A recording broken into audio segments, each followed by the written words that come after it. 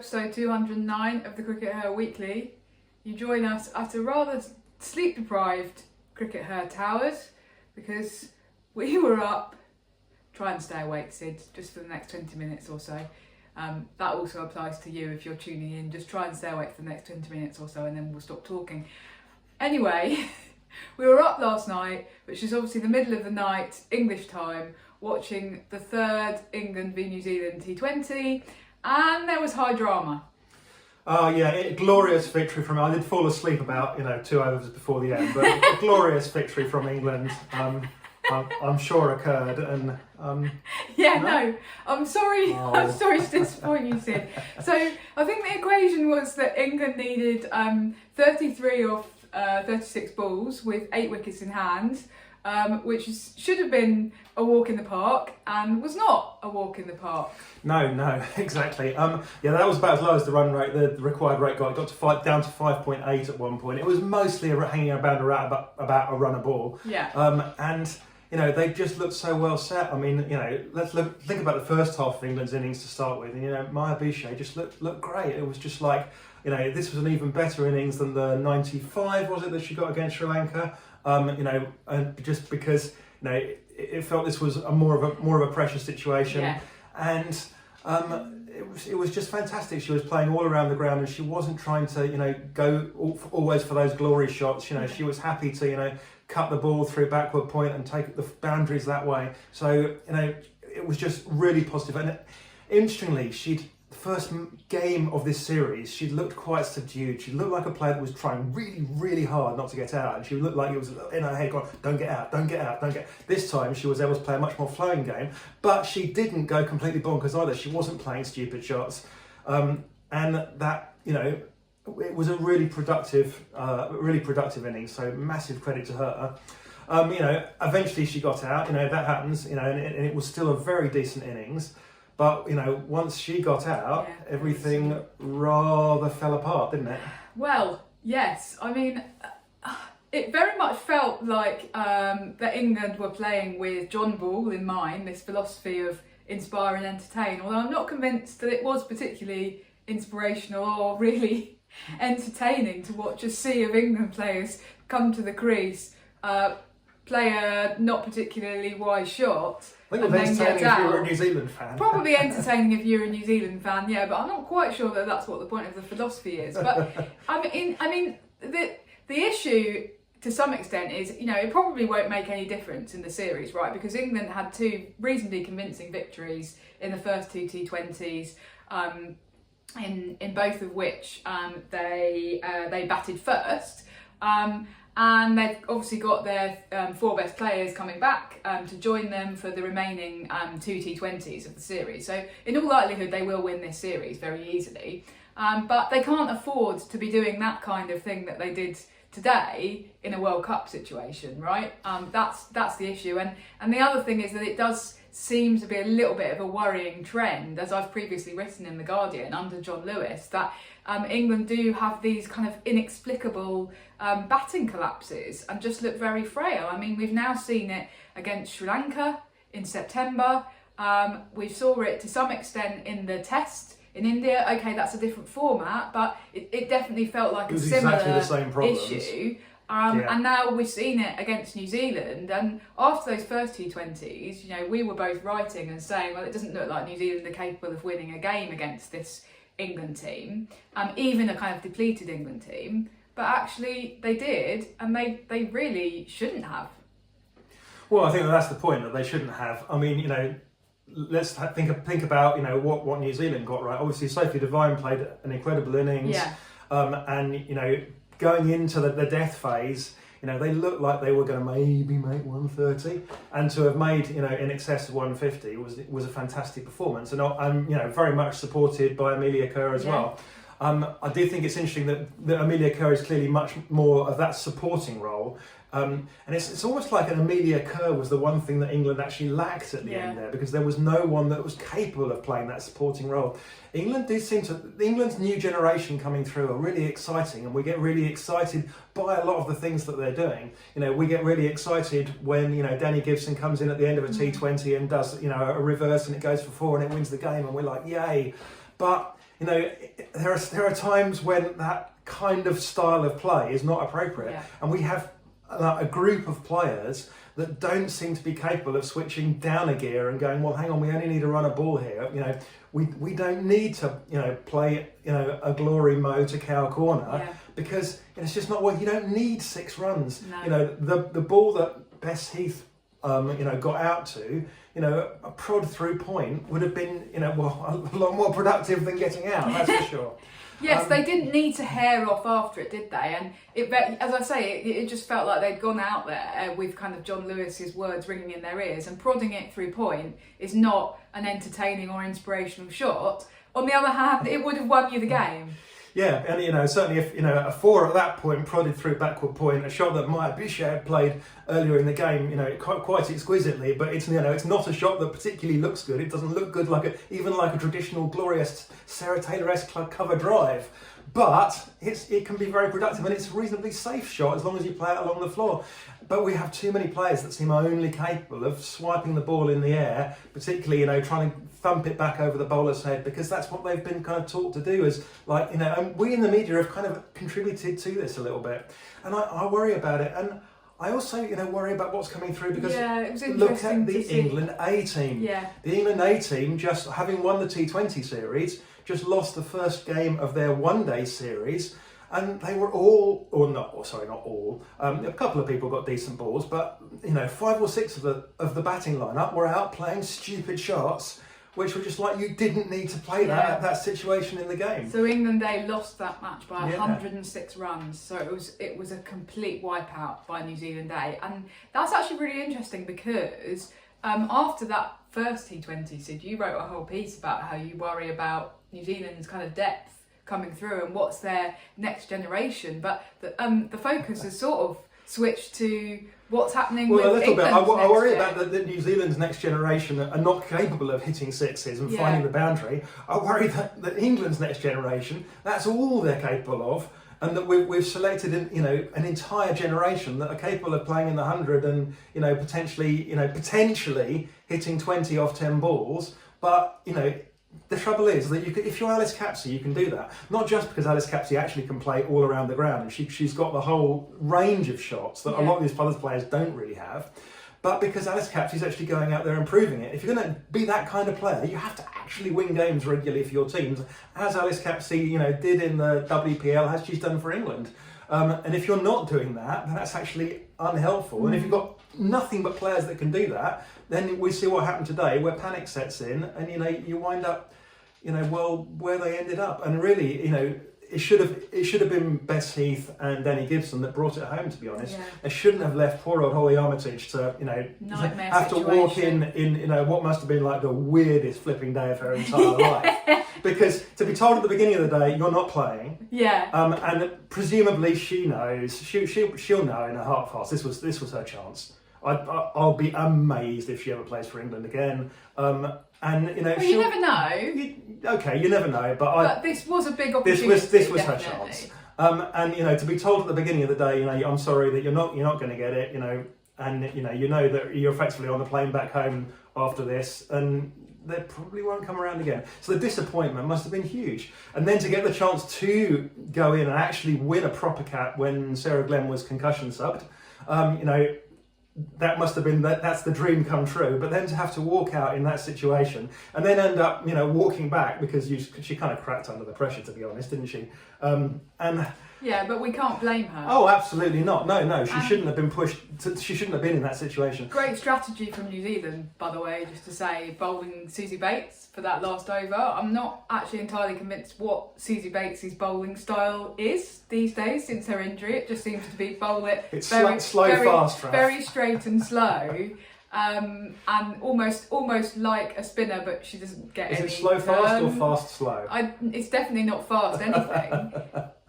So, but all they needed to do, all she needed to do, was just basically kind of bowl it straight and not leak runs, and they did it. It reminded me of a few years ago, kind of writing a whole piece about Susie Bates as a death bowler. I think that would have been in the Kia Super League days for Southern Vipers, but that was obviously pre-injury, and she was almost kind of shaping up to be this great death bowler, and here we are in 2024 and she's doing it again. Anyway, just thought that was worth mentioning. But yeah, I don't think we can blame Holly Armitage. I think, but it is a bit worrying. It's this kind of, I think it's like a sort of mental disease. It's like a mental frailty of players just getting a bit nervous and just approaching the game mentally wrongly. I don't think it's necessarily a technique issue. I mean that may be true. I think that there is an aspect that we've kind of promoted those kind of players that that can play those glory shots, but perhaps can't play the more sensible shots. We have got one player. I mean, one of the things that England could have done was put in Charlie Dean. Yeah. Bumped her up 2 spots in the order, put her in before Bess Heath, because Charlie Dean is the kind of almost the one younger player. Capable of batting sensibly and doesn't lose her head. Yeah. So, absolutely. Anyway, what about the next game, Raf? We've got the players coming back, particularly at the top of the order. What do we think is going to happen at the top of the order? Because we've got, Alice Capsey clearly comes back in at 3, so Maya Boucher has lost her spot at 3. I don't think there's any doubt about that. But does Maya potentially justify an opening spot, which she would like? She sees that as her role. I think it would be really harsh to drop Boucher after the innings that she played today. I think that would be really hard on her and would send out completely the wrong message. So you're moving her up to the opening spot alongside Danny Wyatt? Well, has Danny Wyatt really done anything wrong? No, she just hasn't been there. Or she has been there, but she's been, having played WPL, they said she couldn't play those first 3 games. So, I think maybe Wyatt and Boucher. I don't see that Beaumont, unfortunately, has made a massively convincing case that she should be the opener. Now, I think that she should get a longer run and a longer go at it. But I feel that John Lewis is very will just be like, well, I did what you all said and I put her back in the team and now she hasn't really done anything. And so he will be open to discarding her, I feel. And I think that, again, Dunkley has not really done anything to overcome this kind of blip in form. She had like a little bit of an innings in the first game, didn't she? Like she hit 30 odd, but I don't think that she's been convincing enough.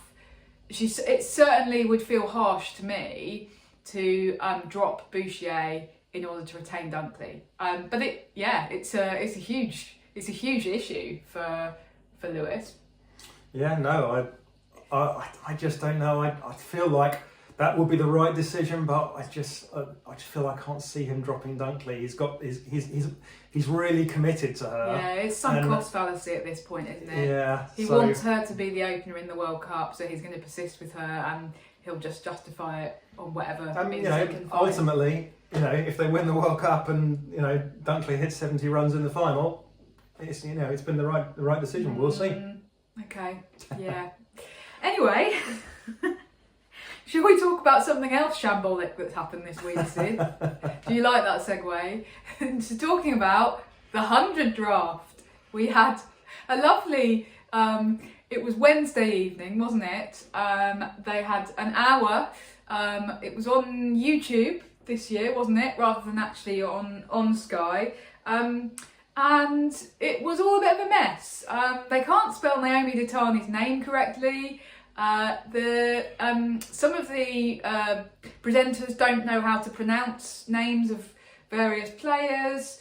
There were lots of kind of issues with it. Apparently, Ebbs, who was one of the presenters, gave away that Ash Gardner had been picked up by the. It was Meg Lanning. She gave away, I think, yeah. Oh, somebody on Twitter said that she'd given away that Ash Gardner had gone to Trent Rockets right at the beginning. Oh, I thought it was Meg Lanning going Spirit, but anyway, there was stuff given away. Yeah, so it basically showed that the process wasn't actually happening live. Yeah, so we now know the process wasn't live. And yet they still managed to do things like make a mess of the graphics. How do you make a mess of the graphics when it wasn't live. Not just misspellings, but actually the graphics that showed the progress of the draft were a mess, and they kept like going back and forth. And it's like, hang on, you've done that bit of the draft, and yet so that's showing blank now. It was so bad. Every year we seem to have one of these episodes where we talk about how terrible the draft is, and every year the ECB find a new, different way to mess it up. It was a different mess to last year. Yeah, to different be fair. mess. And I think that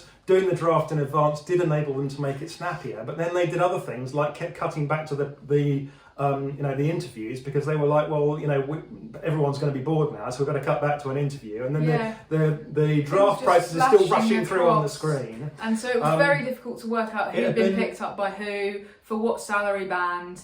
And it was just all a bit confusing and odd. Charles Dagnall did his noble best with it. Interestingly, Charles Dagnall appeared to have, he must have asked, I'm fairly certain that he didn't know who was going where, because he was too surprised when Risha Ghosh was selected by Birmingham Phoenix, with Phoenix having already selected Amy Jones. And I don't think you can, if he faked being surprised by that, he's go to Hollywood, Daggers. Because you'll earn a lot more money in Hollywood than. So I think that he must have asked not to be told. Yeah. And he did a noble job trying to rush through it. He did. But as a process, it just didn't really quite work. A lot of the players themselves were apparently a bit confused. They were watching it and going, "What have I been selected for something? Was that me that just flashed through there?" And Anyway, but what about the actual, Yes, Sid, I know that you felt that there were a couple of surprises in particular in terms of people being picked up at maybe higher salary bands than we might have expected. Yeah, I was a little bit surprised at Annabelle Sutherland being picked up at the very top level. Yeah. She's kind of the one person at the very top level who was picked up that isn't sort of that global superstar level yet. She sat out a lot of the WPL, but she has played well in England last summer. So maybe that turns out to be sort of an inspired selection. Yeah. The other one that I was definitely surprised about, and you might be surprised that I'm surprised, was Grace Scrivens being picked up for 40,000. That's in the second tier. So she was picked up in the sort of the second round of the draft, and that's quite a lot of pressure on a very young player. And it's a big leap with huge potential, her, isn't it? Because she's been on one of the lowest bands for Spirit, as we understand it, and has not been consistently playing for them. You almost wonder whether T20's not her strong suit, but she's been picked up. She'll be pushed into that role. I guess that means that she'll, she will play every game. She will be playing every game. Yeah, she's gonna. She needs to earn that. She needs to earn that. It's a great opportunity for her. But there's also that's a big amount of pressure, and if she can soak up that pressure and use it to her advantage and have a good T20 season, then all well and good, but it's a lot to put on her. What about best buys, Raf? Who are your best buys from the draft? Yeah, well, firstly, I was really pleased to see Chamari Atapati picked up at the top band. I think that's brilliant and kind of great for Over the Invincibles, because obviously, actually, we haven't seen her really be picked up as an automatic selection for the last couple of franchise tournaments, but she was so good in England last summer. You just feel that she can really make a difference for them. But the other two who I thought were kind of bargain picks were Wello, Amanda Jane Wellington, going to Invincibles for 30k. Wow, I mean, she's basically been one of the best bowlers in the competition for the first 3 years, so that feels like a bit of a bargain to me. I'd have been less surprised at her being picked up for 50k than I was by Sutherland. Yeah, exactly, because she's shown that she could do it in this particular competition, so I think that's really good. And also Jess Jonathan being picked up by Welsh Fire, again, for 30k. Given her recent form in the WPL as kind of one of the leading bowlers in that, I thought that she might go for a bit more actually. So I think that that's a really solid pick for somebody in that kind of that would be the third salary band. So yeah, those two picks I think were really good. Right. What's next, Raf? What's next? Well, a strange one, Sid. Cricket Scotland have made an announcement this week. There's going to be a Super 10 franchise tournament taking place in Aberdeen. I don't think they've said what it's going to be called yet, but basically there's going to be a men's that's going to be 2 weeks in August with 6 teams. And there is going to be a women's component to it that's going to be over 3 days with two teams, so 2 squads of 15. So much smaller scale for the women, but the even odder thing is that it's happening in August, and the women are playing for the first 3 days of it, and it's a direct clash with the final weekend of the 100, in which obviously, so I think it's 3 Scottish players who are playing in that this year, Alyssa Lister, and obviously the 2 Bryces. And potentially more as well, because there's still, despite the fact they kept this very quiet, there's still 16 picks for the 100 to come. There is still a sort of direct signing route still to come for the 100, where people like Abdul Maksud might still get picked up in that. But obviously the Bryces are a huge miss. Yeah, they're your big if draw. You're trying to have kind of what's meant to be like a really high profile tournament in Scotland that's going to somehow land Scotland a load of money and a load of attention via broadcasting and stuff like that. That just seems a really strange decision, and it almost feels to me like the women's bit has been sort of tacked on, because Cricket Scotland have had a few kind of negative PR moments over the last few months, shall we say. The latest was the release of this report which basically said that Cricket Scotland's been really sexist and has been completely like not investing fairly in the women's side of things. So it feels like Cricket Scotland have gone, oh, we need a good headline for women's cricket. Oh, let's say that the women are going to play as kind of a much very minor role in this tournament that we've preconceived. But yeah, the whole thing's a bit odd, isn't it, Sid? Well, I mean, the entire thing is a bit odd, actually. Now, I've gone back and I've had a look at Scotland are partnering with an American businessman to run this thing. I've gone back and had a look to see what I can find out. The company that they're partnering with don't appear to have really any track record of running any sports tournaments, any media events, anything like that. The MD of that company doesn't have a long track record of managing stuff. He's run an IT company, but there's no indication online that it's a particularly big company. Okay. I'm not going to say too much about this, but I think there's one thing that I can legally safely say, and that is that if I was, advising any player contemplating playing in this tournament, I would say make sure you get the money up front. Okay. Fair enough. Well, we'll have to see what happens with that, because the Cricket Scotland are, as we understand it, trying to attract kind of overseas players to play in this, aren't they? Both the women's and the men's. Get the money up front. I can't understand why they've scheduled the women's bit to clash with the 100. That's the bit that's maybe the oddest to me, because if they'd scheduled the women's bit for like the middle of the men's tournament or the back end, or the end, along then with a final stage, then they or could something. have actually potentially not only got the Scottish players back from the 100, but some of the overseas players from the 100 could have gone, oh yeah, I'll go up and play or in some Scotland of the English players for a that few weren't, days. that aren't playing in the T20 World Cup might have been looking at that. So anyway, it's all a bit strange. Okay. Now, Australia, Sid, have been in the news this week for a couple of reasons. Firstly, they've been playing this series in Bangladesh, and they're 2-0 up in the ODIs. What have you made of the cricket so far, Sid? Well, I think the key thing to come out of it so far is just an indication of, Australia have won these games very easily. They bowled Bangladesh out twice for under 100. But the key thing is that batting in Bangladesh is going to be tough.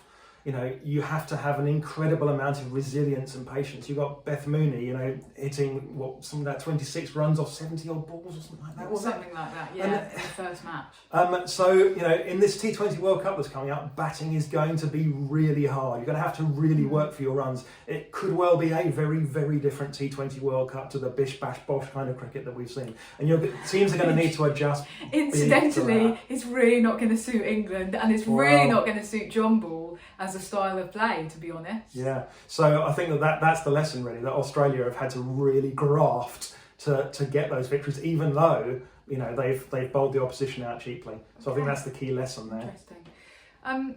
The other bit of news is kind of something that's happened within Australia by Cricket Australia that doesn't impact on the Australian women's team directly, but Cricket Australia have announced their decision to cancel or to postpone another series against Afghanistan, a men's series. So they were due to play them for, I think it was 3 ODIs in the UAE in August, so on kind of neutral territory.